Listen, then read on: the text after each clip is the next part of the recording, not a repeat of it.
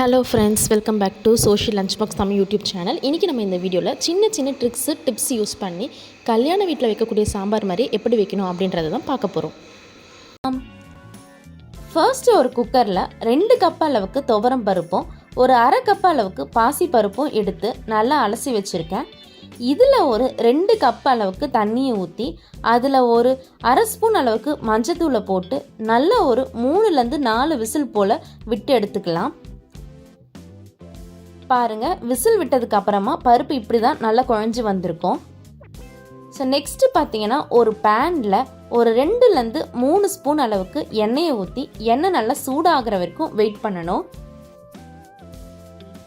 So எண்ணெய் நல்லா சூடாயிடுச்சு.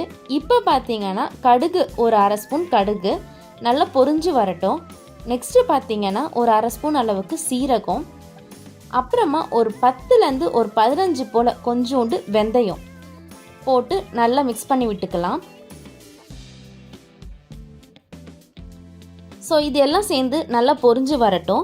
பொரிஞ்சு வந்ததுக்கு அப்புறமா சாம்பாருக்கு ஒரு சாம்பார் வெங்காயம் ஒரு 10லேருந்து 15 பல்லு சாம்பார் வெங்காயமும் ஒரு பெரிய வெங்காயத்தை சின்னதாக நறுக்கி வச்சுருக்கேன். இது எல்லாத்தையும் இதோடு போட்டு நல்லா மிக்ஸ் பண்ணி விட்டுக்கலாம். சின்ன வெங்காயம் எந்த அளவுக்கு போடுறீங்களோ அதுதான் நல்ல ஃப்ளேவர் கொடுக்கும். ஸோ இது எல்லாத்தையும் ஒரு 2 வாட்டி இந்த மாதிரி எல்லாம் நல்லா கலந்து விட்டதுக்கு அப்புறமா ஒரு 10 பல்லு பூண்டு லைட்டாக இடித்து வச்சுருக்கேன். நல்லா இடிக்க வேண்டாம், லைட்டாக இடித்து வச்சுருக்கேன். ஒரு 3 வரமிளகாவை கிள்ளி அதோடு சேர்த்து ஆட் பண்ணிக்கலாம். இப்போ இது 3த்தையும் சேர்த்து நல்லா கலந்து விட்டுக்கலாம். வெங்காயம் பார்த்திங்கன்னா நல்லா ஒரு கண்ணாடி பதத்துக்கு வரணும். இப்போ இது எல்லாத்தையும் நல்லா வதக்கி விட்டதுக்கு அப்புறமா கொஞ்சோண்டு பெருங்காயத்தூள். பெருங்காயம் நம்ம தூளாக சேர்க்குறத விட கட்டி பெருங்காயத்தை நல்லா நுணுக்கி சேர்க்கும் போது இன்னும் நல்ல வாசனையாக இருக்கும். என்கிட்ட கட்டி பெருங்காயம் இப்போ இல்லை, அதனால் நான் தூள் பெருங்காயத்தை தான் சேர்த்துருக்கேன். பாருங்கள், இப்போ வெங்காயம் நல்லா வதங்கி வந்துருச்சு. ஸோ இந்த ஸ்டேஜில் நம்ம பெருங்காயத்தை சேர்த்துக்கலாம். என்கிட்ட கட்டி பெருங்காயம் இல்லை அப்படின்றதுனால நான் தூள் பெருங்காயத்தை சேர்த்து நல்லா இந்த மாதிரி வதக்கி விட்டுருக்கேன். ஸோ எல்லாம் சேர்ந்து நல்லா மிக்ஸ் பண்ணி விட்டதுக்கு அப்புறமா நான் கட் பண்ணி வச்சுருக்க தக்காளி, அதாவது நான் ஒரு தக்காளி, மீடியம் சைஸ் தக்காளி ஒரு தக்காளி நான் கட் பண்ணி வச்சுருக்கேன். இதை தான் நான் இப்போ இதோட சேர்த்து ஆட் பண்ண போகிறேன்.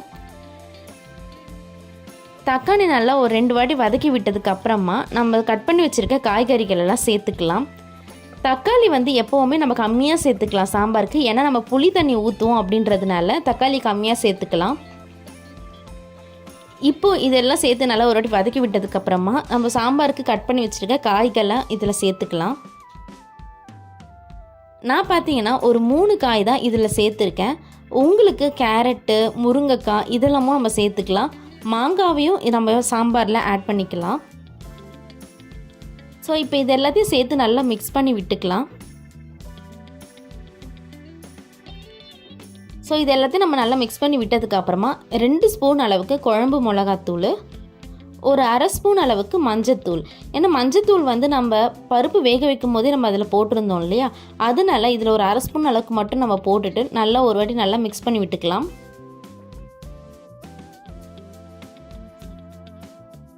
ஸோ இதெல்லாம் நல்லா மிக்ஸ் பண்ணி விட்டதுக்கப்புறம் ஒரு 2 கப் அளவுக்கு நம்ம தண்ணி இதில் சேர்த்துக்கலாம். ஒரு 2 கப் அளவுக்கு தண்ணியை சேர்த்துட்டு நல்லா இந்த மாதிரி ஒரு வாட்டி கலந்து விட்டுட்டு மூடியை போட்டு மூடி விட்டுருங்க. காய்கறிகள் ஒரு 40ல் ஒரு 50% வரைக்கும் நல்லா வெந்து வரட்டும். அது வரைக்கும் வெயிட் பண்ணுங்கள். ஒரு 5 மினிட்ஸ் அளவுக்கு மூடி வச்சா போதும். பாருங்கள், இந்த மாதிரி நல்லா கொதிச்சு வரும்.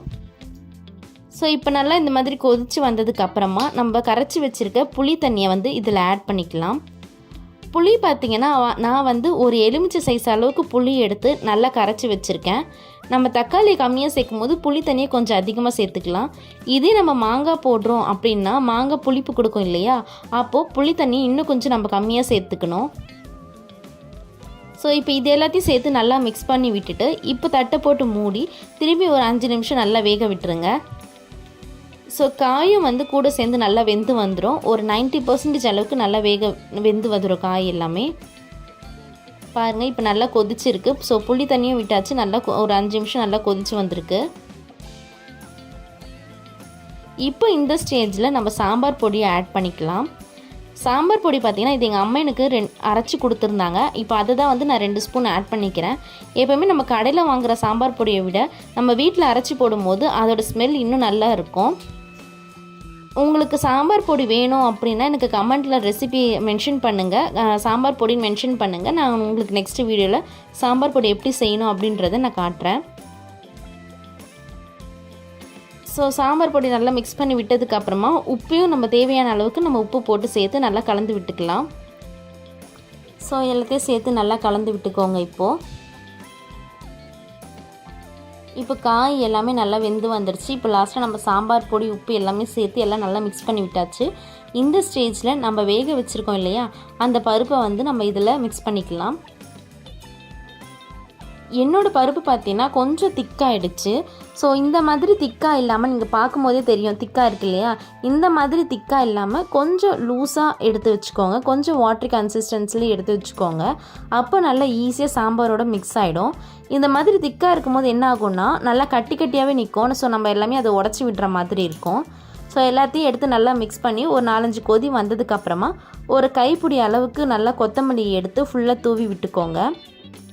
இப்போ லாஸ்ட்டாக பார்த்தீங்கன்னா நான் உங்களுக்கு இந்த வீடியோவில் காமிக்கல மறந்துட்டேன், ஒரு 1/2 ஸ்பூன் அளவுக்கு வெல்லத்தை இதோடு சேர்த்து போட்டு மிக்ஸ் பண்ணிக்கோங்க. ஏன்னா சாம்பார் அப்படின்னும் போது எல்லா சுவையும் சேர்ந்து இருக்கணும் அப்படின்னு சொல்லுவாங்க.